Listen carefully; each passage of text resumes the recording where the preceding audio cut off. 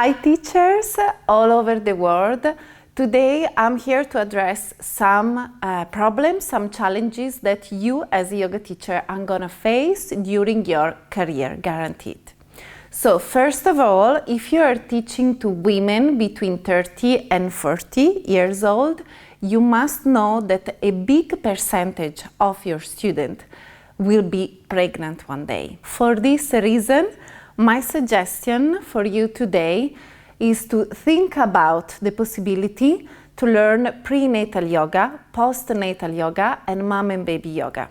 So in this way, you will be ready in a couple of years when maybe half of your students or 30% of your students will tell you I'm pregnant. You will be ready to follow them and to guide them to the beautiful journey of parenthood. So if you want to check my prenatal yoga course, you go on Arhanta website and you can see that there is a full program from prenatal to postnatal and mom and baby.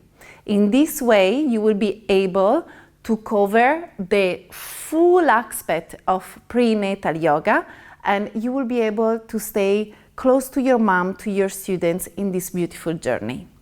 If you have any question about the course, just drop a message below.